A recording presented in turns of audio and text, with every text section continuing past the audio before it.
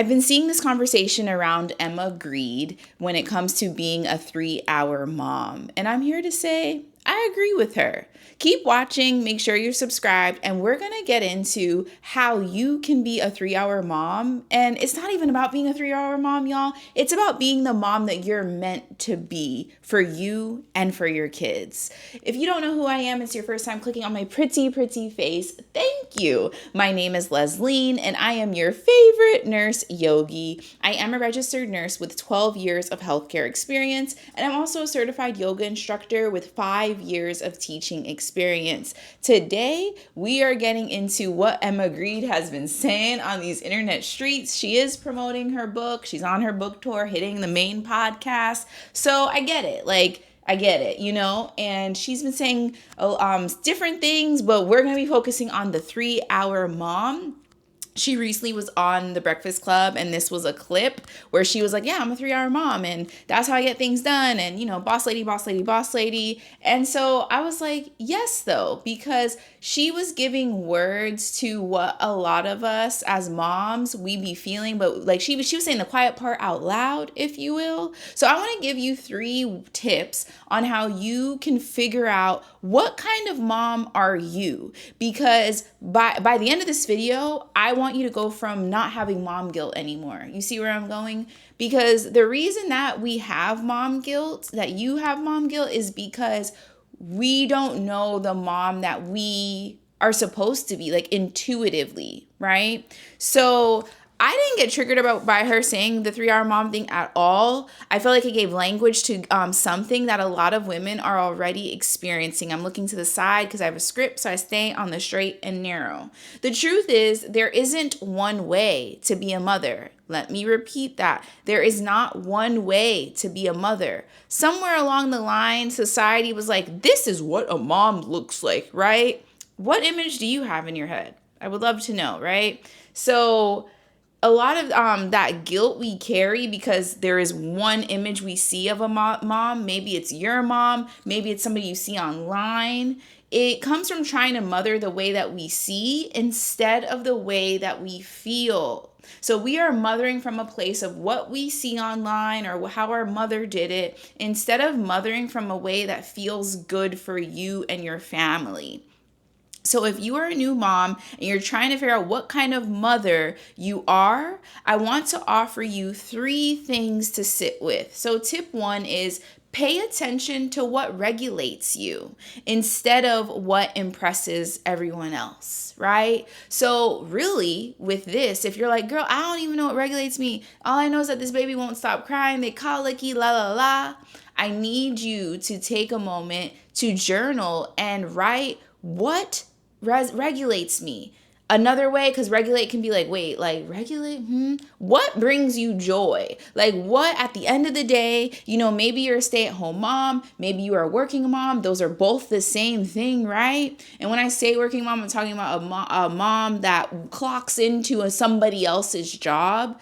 Either way, after having a terrible day, what is the one thing or the few things that you do to take the load off, right? You remember that on TikTok, it was they people would hold certain things like a cigarette and just taking the edge off, and everybody would put different things, if that be cookies or an ice cream bar, or fill in the blank of what you do to take the edge off, right? And that's just a joke, but I want you to write down what really brings you joy. And those things that typically bring you joy is what regulates you, right? And so I want you to write that down. So this video is going to be a lot of journal prompts. I want you to do these one a day. So you don't need to do all these journal prompts at once, because they may bring up a lot of things for you. And a sidebar to this, I implore you to make sure that you have a therapist so you can work through these things with your therapist. So not everything that looks good online feels good in your body. Some mothers, they thrive fully being immersed all day. I am not that type of mother. And some need space to come back to themselves. That's me. I need it daily. Neither is wrong, right? But your nervous system is going to tell you the truth if you're willing to listen, right? So this goes back to what regulates you? And if you don't know what regulates you, take a minute, like take a moment, pause, right? You need to give yourself like some time to actually think. If you are a mom, new mom, seasoned mom, whatever, you know you are overwhelmed, right? And that's not normal. I actually kind of want to get out of that like, well, I'm just always overwhelmed because I'm a mom now. What ends up happening if you allow yourself to be overwhelmed every single day will result in you being burnt out. So me sharing you these 3 tips is to help prevent you from becoming burnt out as a mother. Okay. I know as a working mom, my life is real. Like when I say working mom, I work the people's job. I run my own wellness business. I also am a wife, a mother, a friend. I have a lot going on. So every single day, I choose to pick one thing to regulate myself so I do not burn myself out, right? The second thing is I want you to notice. So this is tip 2 on how you can figure out what kind of mom are you intended to be, right? So I want you to notice where you feel resentment. That is information, okay? And there's actually a poem that I have in my closet. I printed it out and I cannot remember the name, but pretty much the poem, I think it's a Rumi poem, if I'm not mistaken, The Guest House. Yes, thank you. Thank you, God, for giving me that. The Guest House is the name of the poem. And pretty much what the poem is talking about how feelings are guests. So you know how you have guests come over to your house? This is how the poem this is what the poem is about. And the poem explains how like anger, sadness, frustration, invite these feelings into your home as if they're guests. So resentment comes knocking on the door. And I just want you to open up that door and say, hello, resentment. Do you want to come on in? Have a seat. Have a seat. Do you want charcuterie, wine, water? What we doing? Mocktail? What do you want? And have a conversation with resentment, right? Don't try to slam the door shut on resentment, because when you slam the door shut on resentment, what ends up happening is mom guilt. You become to feel guilty because you overrode, or you just shut the door, if you will, like that poem, on resentment. And then we just go straight into guilt. And when you go into guilt, then you go into anger, right? And anger is just like the iceberg of emotions, right? Under anger is like the resentment, the sadness, the frustration, grief. There's all of these emotions under anger, right? And so what I'm trying to tell you is I don't want, it's also, all of those feelings are valid, but having these daily check-ins with yourself will help you be better off, right? So resentment is just information. It's just another guest that comes over. Some guests you like, some you don't. But either way, you got to talk to the people that come into your house because you invited them in, right? And I know you didn't really want resentment. You didn't want resentment to come, but resentment is going to help make you better. It's going to make the house smell better. It's going to make the house feel better, right? When you work through the resentment, when you talk with the resentment. If you're constantly feeling drained, touched out, and if you're not sure what touched out is, especially if you're in the new mom trenches right now, it means this. The baby is constantly on you. If it means you have to be doing skin to skin, or if you're choosing to breastfeed, you are that baby's life source those first like 12 months, right? And if you have other children, hell, if you just have the one, you can get to the point where you don't even want the kid, or you don't even want your partner to touch you, because you're just like, I feel like you just feel like an object. You don't feel like a human, and you get touched out, or you get frustrated. This does not mean that you're a bad mom. So if you feel touched out, drained, or frustrated, you are not a bad mom. It means that you're out of alignment with what you actually need. Resentment isn't failure, it's feedback. So what I also want to say with this is, if you notice every single day that you're having these same feelings and you're not doing anything to change the situation that you're in, if you are able, right? And what I mean is this: asking the partner for help, asking a friend for help, just asking somebody that you trust, okay, to help you with your baby, you will burn yourself out. And burnout can become very dangerous for you and your child. So it's like, it's a safety thing. Like, all of this sounds like, oh, like it. But what I'm really trying to get at, this is for your safety. I am talking about your safety because I don't want you to burn out and do something like, yeah. So tip 3, give yourself, and I'm going to try my best to leave the video down below of when I'm speaking from a place of experience, both personally and professionally. So like seeing patients and then being like a patient. I have had postpartum intrusive thoughts to the point that I thought I had postpartum depression. I realized it was postpartum intrusive thoughts, and they scared the living shit out of me. Okay, and it was in that moment that I said, this ain't right. This ain't right. And it was because of my mindfulness practice. Like I shared with you all, I am a certified yoga teacher. I actually took my own advice and came back to my yoga practice, sought out a therapist, sought out a life coach. And I was like, we got to get this brain better, like brain back. Okay, or not back, but to my new norm, if you will. So I speak from that place of like, I need you to be better because I want you to be here for you, most importantly, and your children. This third tip of how you figure out what kind of mom you are truly meant to be, I forgot to say this, but another journal prompt. I want you to write these journal prompts out. You're not doing all of them today. You're going to break them up one a day. How does motherhood feel when you are at your best? How does motherhood feel when you are at your best?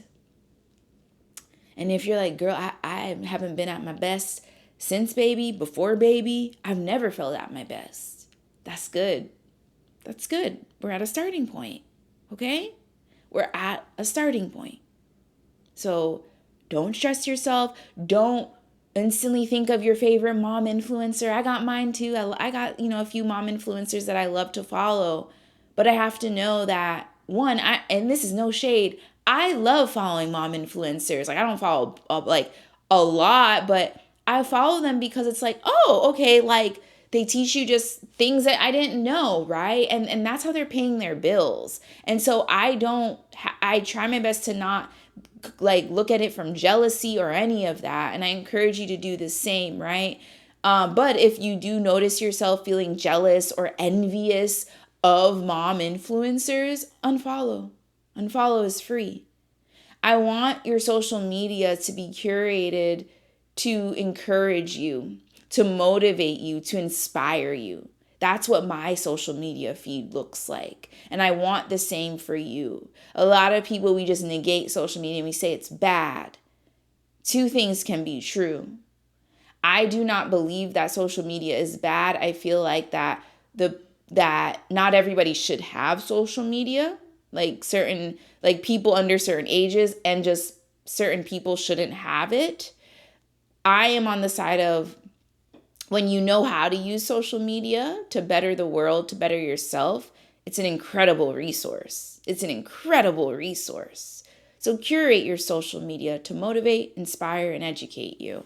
So the third tip is, so you're going to ask yourself, how does motherhood feel for you when you are at your best? Write it out.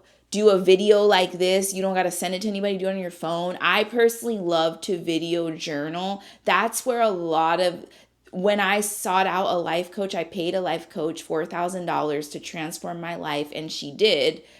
That was one of my assignments. It's so interesting how now it's helped me to help others, where she said I had to do videos because it was virtual. I never met her in person. She was in LA. I'm over here in Florida, East Coast, West Coast. And so she was like, I want you to do these video journal entries where you just blah, blah, blah. Like, she would give me a journal prompt and I would blah, blah, blah, the way I'm blah, blah, blahing to you right now. And the way that helped, it was cathartic. And that's why this 100-day YouTube challenge is similar, because I'm learning how to refine my message of showing women, showing moms specifically, how they can put themselves first through yoga, more specifically through my 12-week preventative health program, right? So this is as much for you as it is for me. So thank you for listening. Let's continue, right? You're going to give yourself permission to mother differently. Give yourself permission to mother differently. That's tip 3. You don't have to perform motherhood. There ain't nobody watching, right? And that's something too, is like, you have to know, keep in mind, when you're watching your favorite mom influencer online, she knows you're watching, right? She pulled up the camera. She pressed record and curated the space, told the kids to be quiet, told, the dog to stay over there. There's so much production that goes into your favorite mommy influencer that you have to know that social media is not real life. Social media is not real life. Okay? You don't have to match what you see online. You don't have to match what you see online. And I really am thankful for the partner, the husband that I have, because I am a Libra. If you see that picture in the back, I don't know if you can see the words on the bottom, but it says head in the clouds. As a Libra, that's an air sign that I am. I'm always in the clouds. Girl, I'm always in the clouds. And my husband, as a Taurus, he's an earth sign, very grounding. He is the string to my kite, keeps me grounded, okay? Because the way I be up in those clouds and I get caught up is what I'm getting at. I get caught up. This is transparent, okay? I get caught up in like, well, I don't look like how that mom is, or I don't cook. Like, that's something about me, right? I don't cook.